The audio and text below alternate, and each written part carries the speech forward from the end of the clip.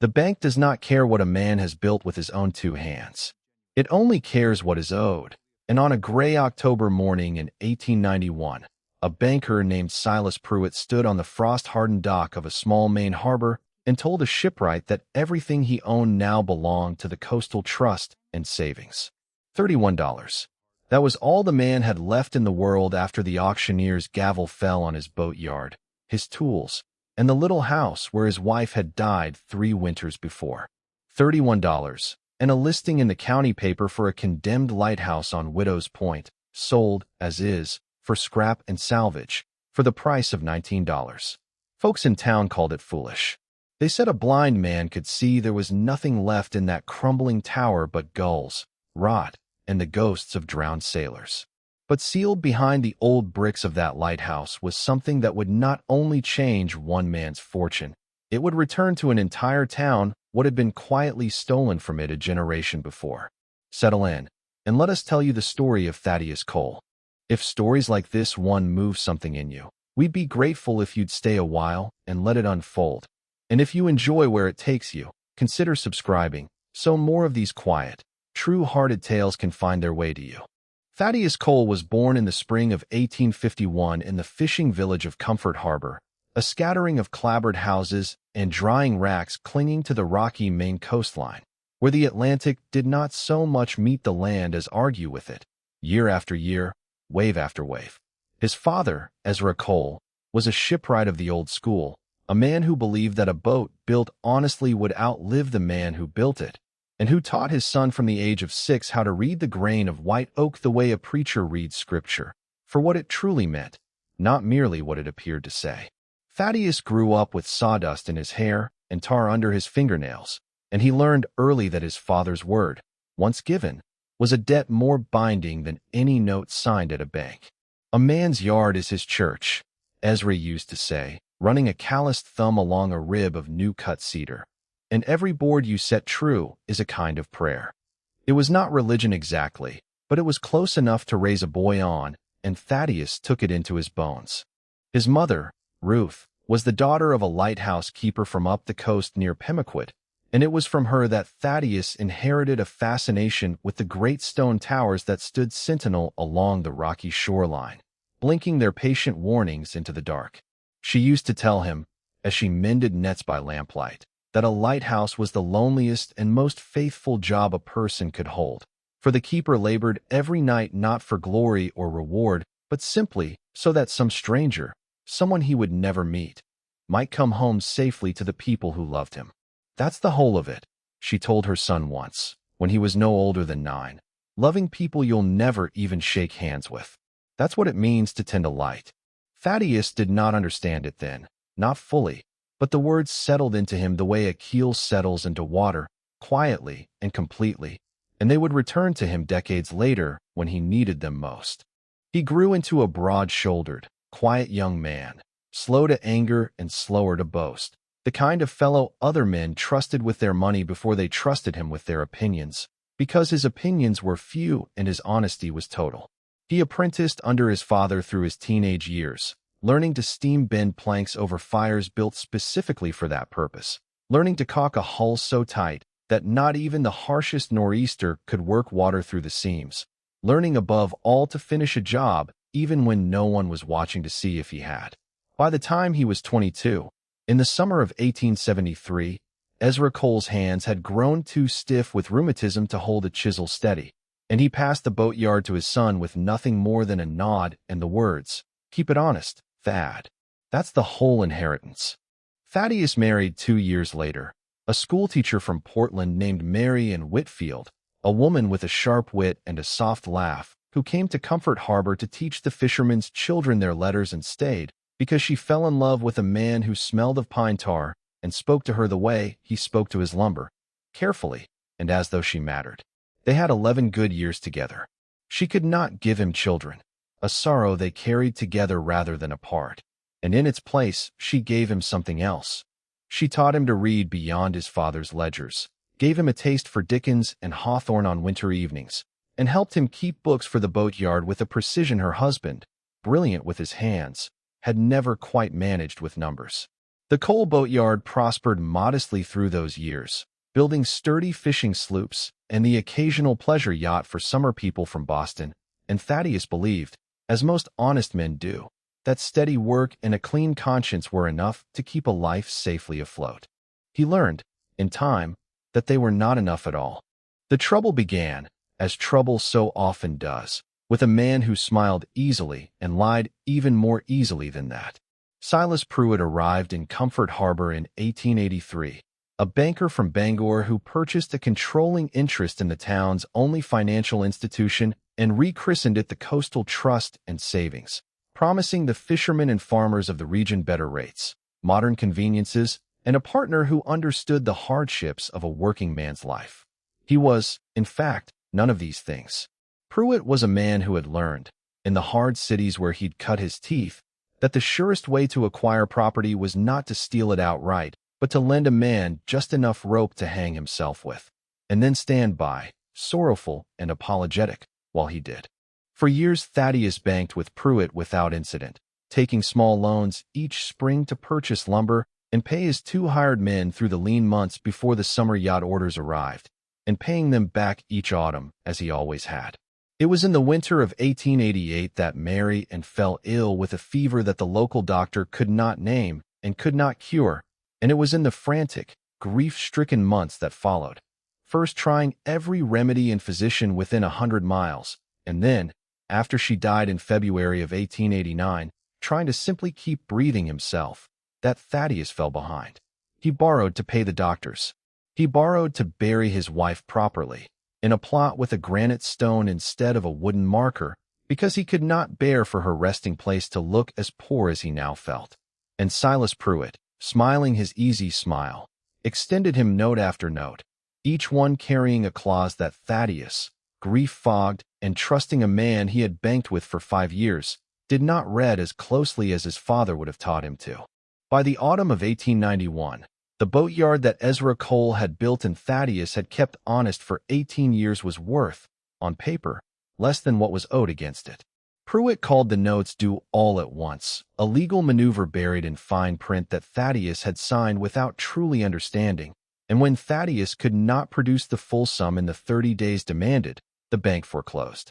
The auctioneers sold the yard, the tools, the half-finished hulls on their blocks, and the little house on Gull Street where Mary Ann had lived and died, all in a single gray afternoon, while half the town watched with their hats in their hands, too poor themselves to bid against the bank's own agent, who purchased everything at a fraction of its worth. When it was over, Thaddeus Cole, a man who had never in his life failed to honor a debt or finish a job, stood on the dock with a canvas sack containing his father's chisels, a photograph of his wife, and $31 to his name.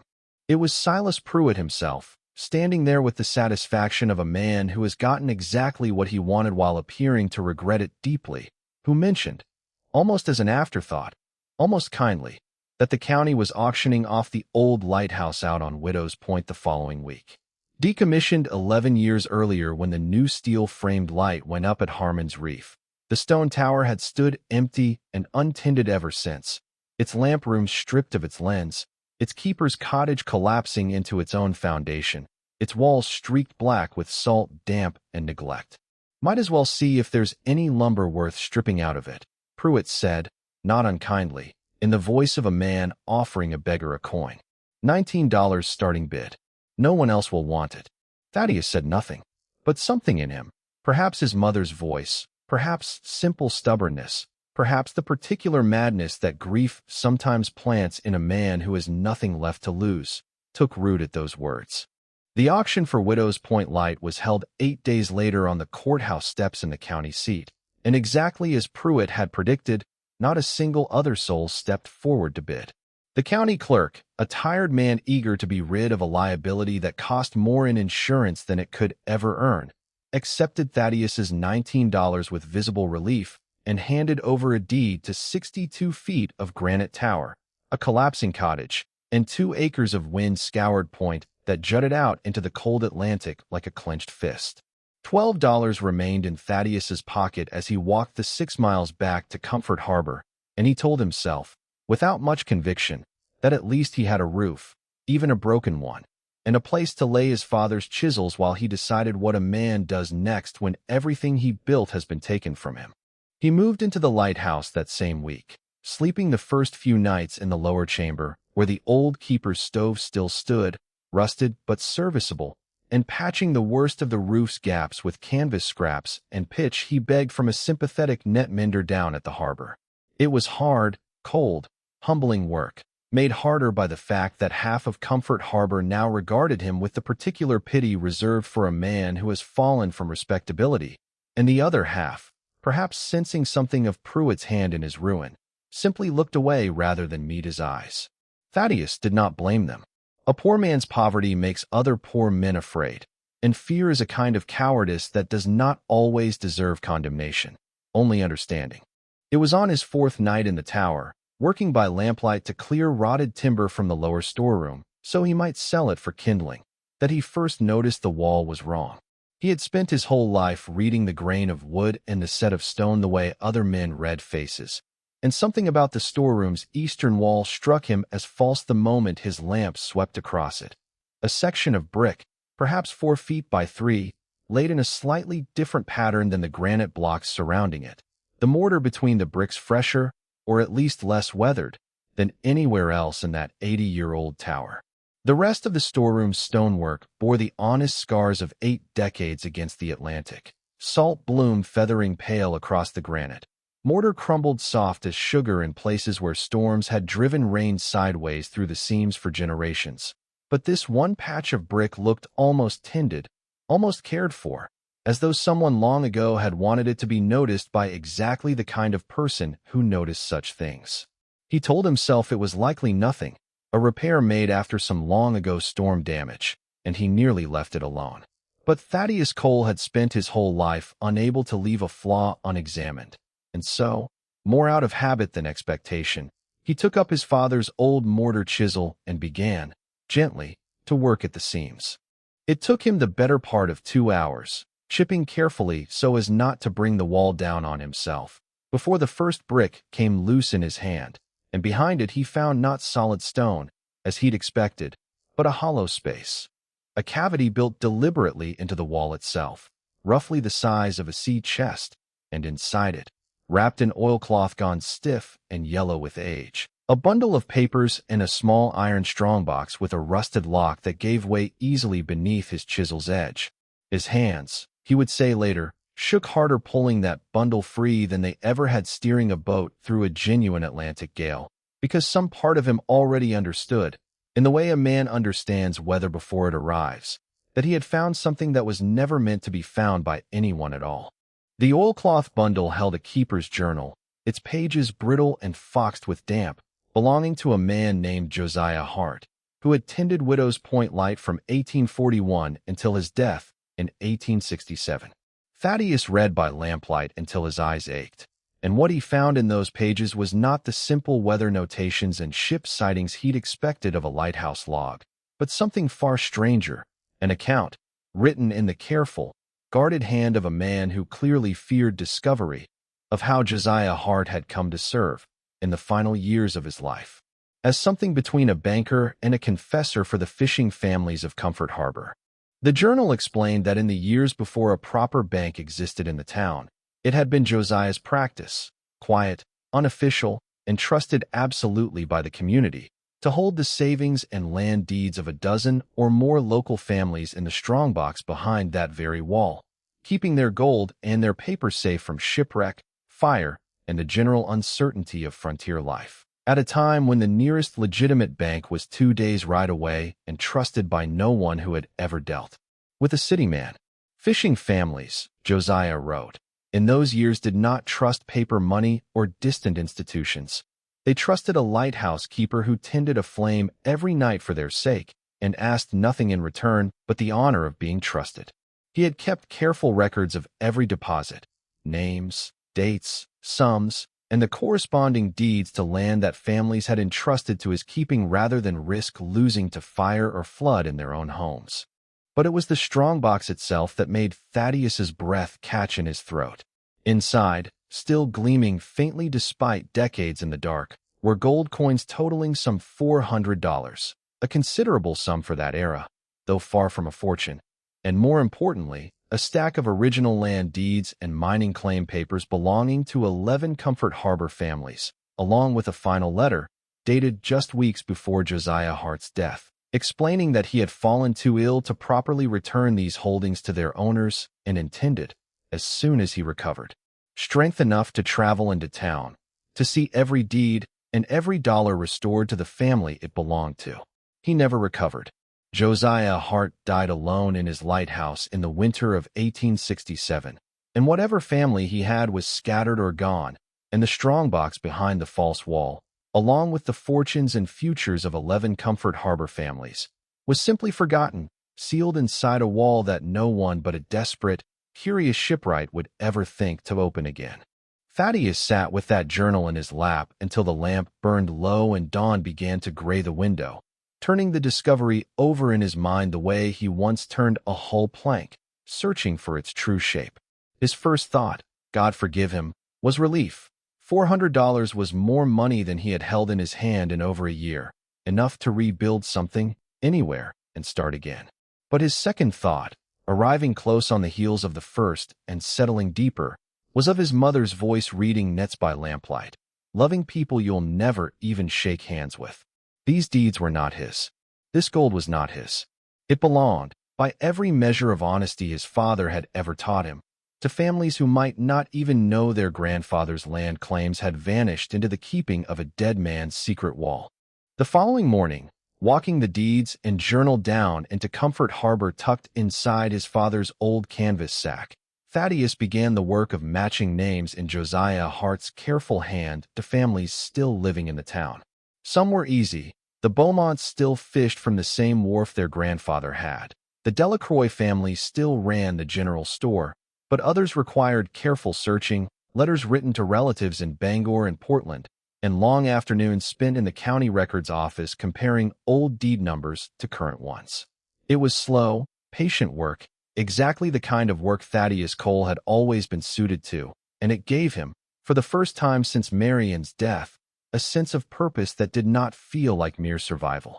It did not take long, however, for word to travel that the ruined shipwright had found something valuable out at Widow's Point, and it took even less time for Silas Pruitt to hear of it. The banker arrived at the Lighthouse on a blustery afternoon in November, driving his own trap out along the rutted Point Road with two men Thaddeus did not recognize seated behind him, and he found Thaddeus in the storeroom, still cataloging the deeds by the light of a hanging lamp. Pruitt's smile that day was thinner than Thaddeus remembered, and there was something in his eyes, a calculating hunger poorly disguised, that made Thaddeus's hand drift instinctively toward the strongbox, as though it were a child needing protection. "I hear you found yourself quite a treasure, Mr. Cole," Pruitt said, stepping carefully over the broken threshold in his polished city boots. Naturally, as the property was purchased at a legal county auction, any and all contents found within its walls belong, by rights, to the purchaser, which is to say, to you. But I wonder if you understand quite what you're holding. Some of those deeds concern properties this bank holds interest in. It would be far simpler and considerably more profitable for you if you simply sold the whole lot to the Coastal Trust for a fair sum, and let us sort out the rightful ownership through proper legal channels. He said it smoothly, the way he said everything, but Thaddeus had spent 8 years watching this man dismantle his own life piece by piece with exactly this tone of generous concern, and he understood immediately what Pruitt actually meant, that if those old deeds ever surfaced properly, several parcels of land the bank now quietly held, land it had acquired through foreclosures not unlike his own, would revert to families who had never truly lost their claim to it at all. Pruitt did not want to help return the deeds. He wanted to bury them a second time, this time for good, in his own vault instead of a dead keeper's wall. Thaddeus told him, in the same quiet voice he'd once used to negotiate lumber prices, that the deeds belonged to the families named on them, and that he intended to see every one of them returned personally, deed by deed, dollar by dollar, exactly as Josiah Hart had meant to do before he died.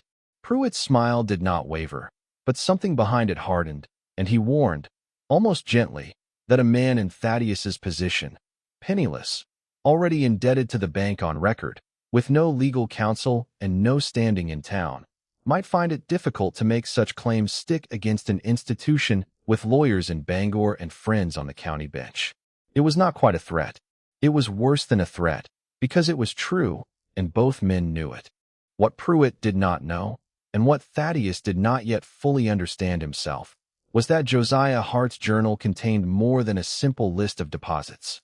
Tucked into its final pages, in ink gone brown with age, was a separate ledger, a record, kept meticulously by a lighthouse keeper who apparently trusted no one entirely, of every transaction the original Coastal Trust Bank, then run by Silas Pruitt's own predecessor and business partner, had conducted with local families in its earliest years, including several instances where land had been seized on foreclosure claims that Josiah himself had witnessed as fraudulent, based on debts the bank's own ledgers, which he had apparently once been shown in confidence, did not actually support. It was not proof of Pruitt's own wrongdoing directly. Pruitt had only owned the bank 8 years, but it was proof of a pattern, a method, passed down through that institution like a family trade, and buried alongside it, folded into a separate square of oilcloth, was a partial set of the original 19th-century bank ledgers themselves, apparently smuggled out and hidden by Josiah when he grew suspicious of what he'd been shown. Thaddeus spent 3 sleepless nights reading those ledgers by lamplight, cross-referencing names against the deeds in his sack, and what emerged, slowly and sickeningly, was a portrait of exactly how a small coastal bank could quietly strip a fishing town of its land over the course of 30 years, one grieving, indebted, trusting family at a time. And there, in the more recent pages, added in a different, more recent hand that Thaddeus recognized immediately from having signed his own foreclosure notice, was his own name, and the notation beside it revealing that his final note, the one Pruitt claimed he had defaulted on, had in fact been paid, in part, 6 weeks before the foreclosure. A payment recorded in the bank's own private ledger and never once reflected in the notices sent to Thaddeus himself.